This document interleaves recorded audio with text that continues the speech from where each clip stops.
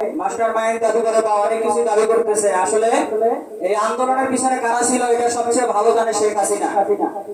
যে কারণে তারা এটা বুঝতে পেরেছিল বিধায়, ভারত এটা বুঝতে পেরেছিল বিধায় 1 আগস্ট গত বছরের সেই 1 আগস্ট জামায়াত ইসলামী এবং ইসলামী ছাত্র শিবিরকে তারা নিষিদ্ধ করেছিল। আজকে বিএনপির ভাইরা তারা দাবি করে, কিন্তু গত 17 বছর তারা আন্দোলন করার মতো কোনো শক্তি সামর্থ্য তাদের ছিল না। জামাত ইসলামের পক্ষ থেকে বারবার তাদেরকে বলা হয়েছিল আসুন আমরা ঐক্যবদ্ধভাবে আন্দোলন করি, কিন্তু তারা সেই আন্দোলন তারা করার সাহস পায়নি। তারা শুধু কর্মসূচি দিয়েছে আর ঘরের মধ্যে বসে থেকেছে। তারা যে গণমানুষের যে আন্দোলন তৈরি করতে হয়, কিভাবে আন্দোলন তৈরি করতে হয় সেটা তারা জানে না। আর নয়তো তারা ভারতের কাছে বিক্রি হয়েছিল, আওয়ামী লীগের কাছে তাদের আন্দোলনকে বিক্রি করে দিয়েছিল।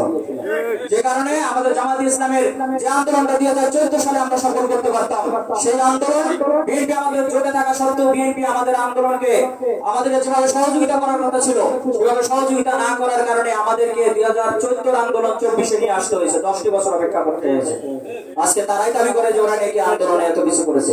আজ পর্যন্ত একটা সমন্বয়ক ছাত্র দল থেকে বের করতে পারে নাই, অথচ যত সমন্বয়ক অধিকাংশ হচ্ছে ছাত্র শিবির থেকে। আজকে আরো একটা ষড়যন্ত্র হচ্ছে, আমি জানি না সেটা ষড়যন্ত্র নাকি রাজনৈতিক কৌশল, হতে পারে সেটা রাজনৈতিক কৌশল। অনেক যেমন নাহিদ ইসলাম বলতেছে যে সাদিক কায়েম সমন্বয়ক না, ছাত্র শিবিরের সেই ভূমিকাকে তারা সেভাবে আসলে স্বীকৃতি দিতে চাচ্ছে না। আর বিএনপি তো বৈষম্য বিরোধী ছাত্র আন্দোলন করে শিবির বলেন, কোনোটাকে ওরা সহ্যই করতে পারতেছে না।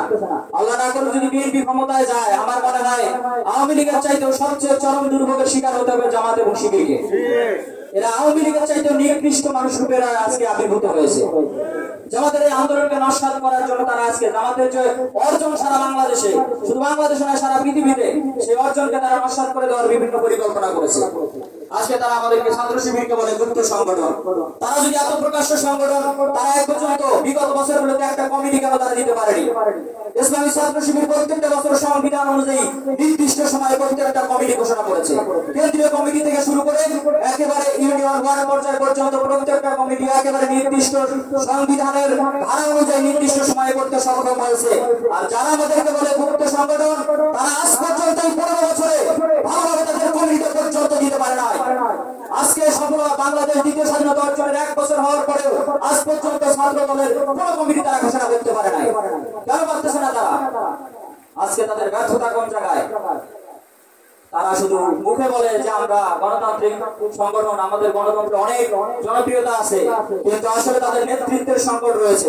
একজন নেতা না থাকার কারণে আজকে খালেদা জিয়া যখন অবসরে চলে গেছেন, তারপর কিন্তু তাদের দল নেতৃত্ব শূন্য হয়ে গেছে, নেতৃত্ব দল লোক তাদের নাই। আর জামাত ইসলামী এত কঠিন সময়েও প্রত্যেকটা প্রোগ্রাম সঠিকভাবে বাস্তবায়ন করেছে, কোথাও কোনো বিশৃঙ্খলা নেই। আজকে